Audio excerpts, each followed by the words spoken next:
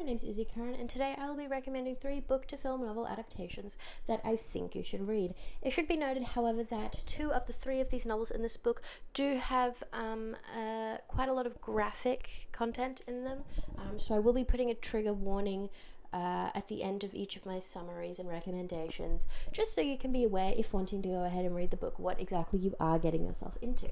The first novel I will be recommending today is Maurice by E.M. Forster.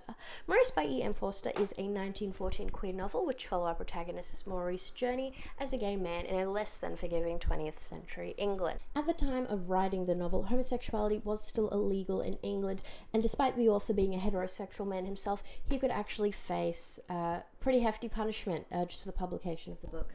In addition to this, a lot of his colleagues who did have access to the original manuscript did suggest that he not publish the novel out of fear for his own safety.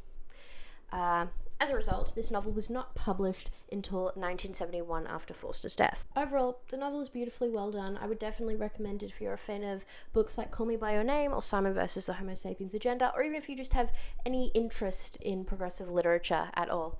The second book I will be recommending today is I'm Thinking of Ending Things by Ian Reid. I'm Thinking of Ending Things is a psychological horror which follows our unnamed protagonist/narrator, who we simply call Jake's girlfriend. She and Jake are on their way to meet his parents, despite A, only knowing each other for a couple weeks at this point, and B, her thinking of ending things. It is when we arrive at the parents' house that the true plot of the book unfolds, and that we are met with a number of horrors and absurdities akin to a Twin Peaks episode. The title itself, I'm Thinking of Ending Things, is so rich in allegory and subtext and foreshadowing, and it does have that double entendre. When she says I am thinking of ending things, is she thinking of ending things with Jake, or is she thinking of ending her own life? The book does pose a number of existential and rather pretentious questions, one of which would be my favorite quote from the book, which I'll just read to you very quickly now. It seems to me, maybe for the first time, that there are varying degrees of dead, like there are varying degrees of everything, of being alive, of being in love, and being committed,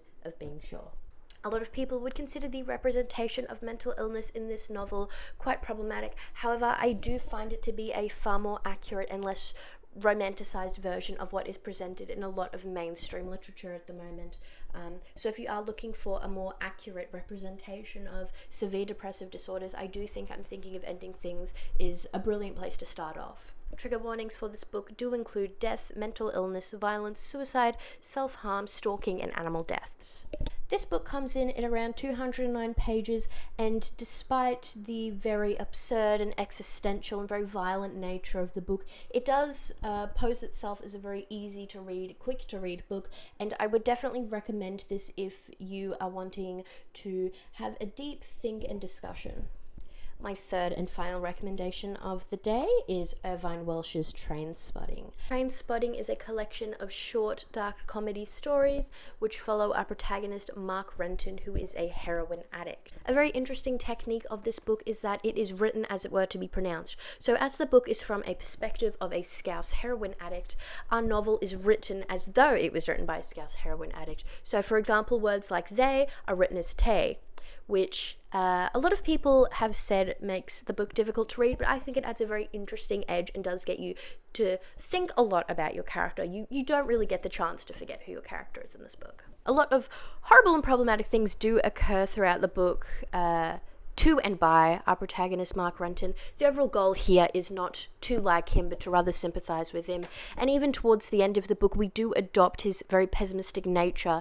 He has this outlook towards life that it doesn't matter how hard he tries, he will never get better. Trigger warnings for this book do include substance abuse, mention of abortion, death of a minor, violence, suicidal ideation, and sex with a minor. So that was just a very short and simple introduction to what I will be doing on my channel. I do plan on doing longer form book reviews rather than just 3 quick recommendations. However, I'm very keen and eager to get this video out, so apologies if it is a bit short and rushed and messy and not so articulate. I will be putting a significant amount of effort in the future. I just wanted to mention that this channel is entirely for fun. This is mostly just to share my thoughts with my friends about how I feel about books, because I do oftentimes have a very difficult time articulating my feelings in person. I do get very excitable, and I'm a rambler, so I feel like this is a medium in which I can express my thoughts a little bit more intelligently. So thank you for watching. If you have any recommendations, leave it below in the comments. I am down to anything. I'm happy to talk about more than just books. I do like music, I do like films, I love all sorts of things. My next video, I believe, will be about God of Small Things by Arundhati Roy. I'm just in the midst of rereading it for the 5th time, I believe. It's a very wonderful book. So thank you for watching, and I will see you next time.